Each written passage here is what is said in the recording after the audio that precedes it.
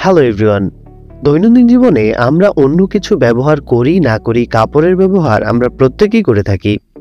কাপড় দিয়ে কোনো কিছু তৈরি করতে গেলে সেটাকে অবশ্যই সেলাই করতে হয়, কিন্তু হাতে সেলাই করলে সেটা যেমন সময় সাপেক্ষ, তেমনি নিখুঁত হওয়ার সম্ভাবনাও খুব কম। আর ঠিক এই জায়গাতেই সেলাই মেশিন বা সুইং মেশিনের আবিষ্কার। প্রথমেই আবিষ্কৃত হয়েছিল হ্যান্ডে চালিত মেশিন। এরপর বিজ্ঞানীদের অক্লান্ত পরিশ্রমের মাধ্যমে 1830 সালের দিকে সর্বপ্রথম সেলাই মেশিনের আবিষ্কার হয়। সেলাই মেশিন আবিষ্কারের মাধ্যমে উৎপাদন পূর্বের তুলনায় অনেকাংশে বৃদ্ধি পায় এবং প্রতিনিয়ত ডিজাইন পরিবর্তন ও আধুনিকায়নের মাধ্যমে কাপড়ের উৎপাদন ব্যাপক হারে বৃদ্ধি পেয়েছে, যা বস্ত্রশিল্পে এক অনন্য বিপ্লব সংঘটিত হয়। তাহলে এই মেশিন কিভাবে কাজ করে, এর মূল মেকানিজমই বা কি? চলুন আজকের এই ভিডিওতে জেনে নেওয়া যাক। সেলাই মেশিনের মেকানিজম খুবই সিম্পল। এটি মূলত জিনিয়াসলি ডিজাইনের মাধ্যমে এত কমপ্লিকেটেড এবং আকর্ষণীয় হয়ে উঠেছে। এই সেলাই মেশিনের মাধ্যমে আমরা বুঝতে পারবো শুধুমাত্র ঘূর্ণন শক্তিকে কাজে লাগিয়ে কত কমপ্লিকেটেড ভাবে নির্দিষ্ট অ্যাঙ্গেলে কোনো একটি বস্তুকে নড়াচড়া করানো সম্ভব হয়। সেলাই মেশিন মূলত কয়েকটি প্রধান অংশ নিয়ে গঠিত। প্রথমেই হলো টেনশন ডিস্ক। সুতা রিল হতে সরাসরি প্রথমে টেনশন ডিস্ক হয়ে লিভারে প্রবেশ করে। এটা একটি সিম্পল মেকানিজম, যেখানে দুটি অবতল ডিস্কে একে অপরের মুখোমুখি একত্রিত হয়। ডিস্কের মধ্য দিয়ে সুতা অতিক্রম করে। ডিস্কের চাপ বাড়ানো কমানোর মাধ্যমে স্প্রিং এবং নাটের মাধ্যমে সুতার টান অ্যাডজাস্ট করা হয়। এটা খুবই গুরুত্বপূর্ণ, কারণ সেলাই করার সময় যদি সুতা লুজ হয়ে থাকে তবে সুতা পেঁচিয়ে যাবে এবং সেলাই করা সম্ভব হবে না। এরপর রয়েছে লিভার। এটি উপরে নিচে আপ ডাউন করে। লিভারের বাইরের প্রান্তে ছোট একটি ছিদ্র রয়েছে, যার মধ্য দিয়ে সুতা পাস হয়। লিভারের মূলত দুটি কাজ। একটি হলো সুইতে থ্রেড খাওয়ানো এবং অপরটি হলো শাটল দ্বারা গঠিত লুপকে টাইট করা। এরপর রয়েছে নিডল বার। এটি হলো একটি স্টিল রড, যা ল্যাম্পের সাহায্যে এক প্রান্তে সুইটিকে ধরে রাখে। এটি প্রতিনিয়ত উপরে নিচে আপ ডাউন করতে থাকে। এরপর রয়েছে প্রেসার ফুট। এটি প্রেসার বাদের সাথে যুক্ত থাকে। যখন প্রেসার ফুট নামানো হয় তখন এটি কাপড়টিকে শক্ত অবস্থানে ধরে রাখে। প্রেসার ভালভটিকে প্রেসার ফুট লিভারের মাধ্যমে উপরে নিচে ওঠানামা করা হয়, যা স্প্রিং এর মাধ্যমে শক্তি প্রয়োগ করে। এরপর রয়েছে স্লাইডি প্লেট। এটি একটি রেক্টেঙ্গুলার প্লেট, যা ববিন কেস অপসারণ বা লাগানোর জন্য খোলা হয়। এরপর রয়েছে নিডল প্লেট বা গলার প্লেট। এটি একটি অর্ধ বৃত্তাকার প্লেট, যেখানে একটি ছিদ্র থাকে, যার মধ্য দিয়ে সুই অতিক্রম করতে পারে। এরপর রয়েছে ফিড ডক। এটি নিডল প্লেটের নিচে লাগানো দাঁতের একটি সেট নিয়ে গঠিত, যা সেলাই করার সময় কাপড়কে এগিয়ে নিয়ে যেতে সাহায্য করে। এরপর রয়েছে স্টিচি রেগুলেটর। স্টিচি রেগুলেটরের মাধ্যমে দাঁতগুলোর স্পিড নিয়ন্ত্রণ করা হয়। ববিন কেসের ভেতরে ববিন বসানো হয়। এটি উপরে সুতা ধরার জন্য ঘুরে এবং নিচে নামার সাথে সাথে সেলাই তৈরি করে। ববিন ওয়েন্ডার ববিনে সুতা ঘোরানোর অনুমতি দেয়। এরপর রয়েছে স্টপ মোশন স্ক্রু। এটি ফ্লাই হুইলের কেন্দ্রে অবস্থিত এবং সরাসরি সেলাই প্রক্রিয়ায় জড়িত। এটিকে ঘোরানোর মাধ্যমে সেলাইয়ের সম্পূর্ণ কাজ সম্পন্ন হয়। চলুন এইবার দেখে নেই সবগুলো অংশ একত্রে কিভাবে কাজ করে। প্রথমে সুতা রিল থেকে টেনশন ডিস্ক হয়ে লিভারে প্রবেশ করে। এতে করে নিশ্চিত হয় যে সুতা সবসময় টান টান অবস্থায় থাকে, কখনো লুজ হবে না। সুতা লিভার হয়ে নিডলে প্রবেশ করে। নিডল বার যেহেতু প্রতিনিয়ত উপরে নিচে আপ ডাউন করছে, অতএব নিডলও উপরে নিচে আপ ডাউন করতে থাকে। এখানে দেখা যাচ্ছে নিডল প্লেটের নিচে অবস্থিত ববিন ড্রাইভার প্রতিনিয়ত ডানে বামে আপ ডাউন করছে। ববিন ড্রাইভারের সাথে সংযুক্ত থাকে শাটল হুক। নিডল যখন নিচে নামে ঠিক তখনই শাটল হুক নিডল থেকে সুতা গ্রহণ করে। শাটল হুক খুবই ধারালো এবং নিডলের একেবারে সংস্পর্শে থাকে, যে কারণে শাটল হুক অতি সহজেই নিডল থেকে সুতা গ্রহণ করতে পারে। দেখতে পাচ্ছেন শাটল হুকের অর্ধেক অংশ ফাঁকা রয়েছে। এমত অবস্থায় নিডল হুক যখন অর্ধেকের বেশি ডান দিকে আসার পর পুনরায় বাঁদিকে যাওয়ার সময় আসে, ঠিক তখনই লিভার উপরে ওঠার মাধ্যমে সুতায় টান দেয়। ফলশ্রুতিতে সুতার বিপরীত দিকে না গিয়ে সোজাসুজি চলে আসে এবং উপরে সুতা ববিন সুতার সাথে গিয়ে গিঁট লেগে যায়। এইভাবে প্রসেসটি অনবিরত চলতে থাকে এবং সেলাই হতে থাকে।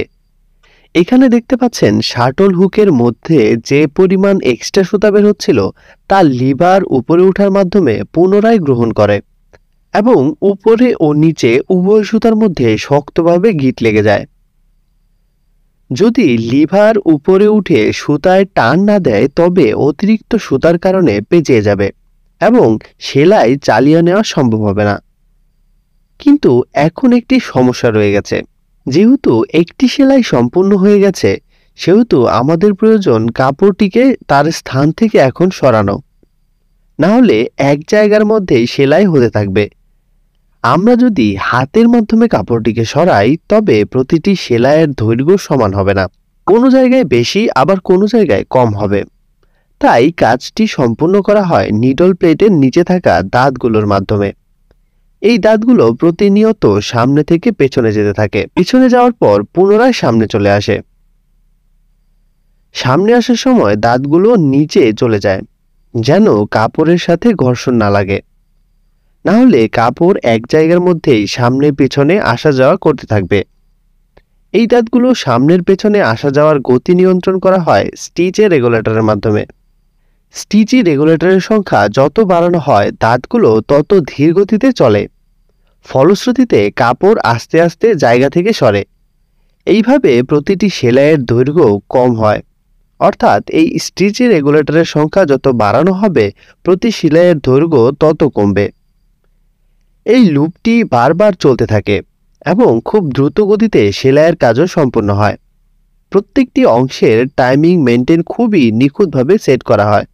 এছাড়াও আরও বিভিন্ন ডিজাইনের সেলাই মেশিন রয়েছে, তবে সবগুলো সেলাই মেশিনই একটি মূল মেকানিজমের উপরে ভিত্তি করে তৈরি, অর্থাৎ দুটি সুতার বান্ডেল থাকবে, একটি উপরে এবং নিচে। উভয় দিকের সুতা দুটিকে একটি অপরটির সাথে গিঁট তৈরি করতে হবে, এটাই হচ্ছে মূল কাজ। আর সেই গিঁটু তৈরি করার সময় মেকানিজম ভিন্ন ভিন্ন কোম্পানির বিভিন্ন করে থাকে।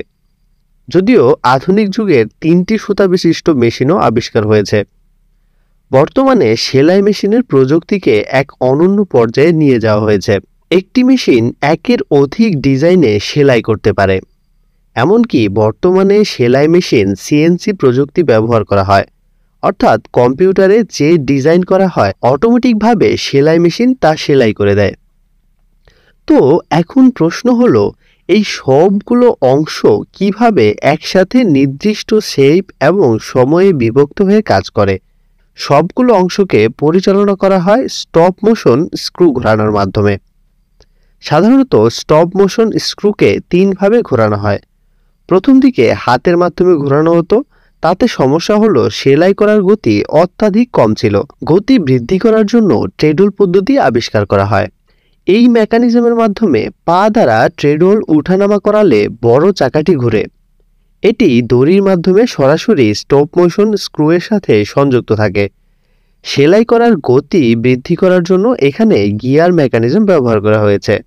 দেখতে পাচ্ছেন পা আস্তে আস্তে উপরে নিচে ওঠানামা করার মাধ্যমে বড় চাকাটি আস্তে আস্তে ঘুরছে, কিন্তু স্টপ মোশন স্ক্রু চাকাটির তুলনায় অনেক বেশি স্পিডে ঘুরছে।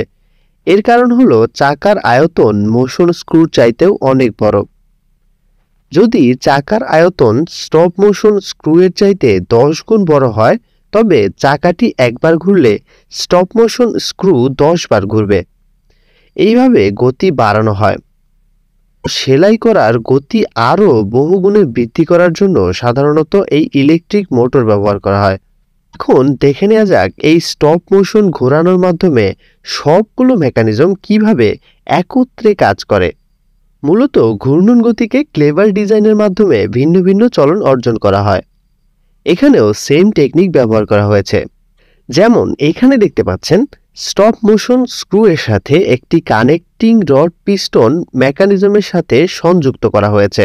ফলশ্রুতিতে স্টপ মোশন স্ক্রু ঘোরার মাধ্যমে কানেক্টিং রড উপরে নিচে আপ ডাউন করে এবং এর সাথে প্রস্থ বরাবর আরও একটি কানেক্টিং রড সংযুক্ত করা হয়েছে, যে কারণে এটি ডানে বামে দুলতে থাকে। এর ঠিক সর্বশেষ প্রান্তে থাকে ববিন ড্রাইভার। ফলশ্রুতিতে ববিন ড্রাইভার অবিরত ডানে বামে দুলতে থাকে। সেইমভাবে নিডল বারটিকেও স্টপ মোশন চাকার এক প্রান্তে যুক্ত করার মাধ্যমে উপরে নিচে অনবরত আপ ডাউন করানো হয়। এর সাথে আরও কিছু ডিজাইনের মাধ্যমে লিভারটিকেও উপরে নিচে আপ ডাউন করা হয়। একইভাবে ডগ ফিট দাঁতগুলোকেও নির্দিষ্ট ডিজাইনে অবিরত সামনে পেছনে আনা নেওয়া করা হয়। ঠিক এইভাবেই একটি সেলাই মেশিন কাজ করে থাকে। আশা করি সেলাই মেশিন কিভাবে কাজ করে সেটা আপনাদেরকে বোঝাতে পেরেছি। যদি আমার এই ভিডিওটি আপনাদের ভালো লেগে থাকে অবশ্যই আমাদের চ্যানেলটিকে সাবস্ক্রাইব এবং এই ভিডিওটিতে একটি লাইক দিতে ভুলবেন না। আর কমেন্ট বক্সে জানান পরবর্তী ভিডিও কিসের উপরে দেখতে চান।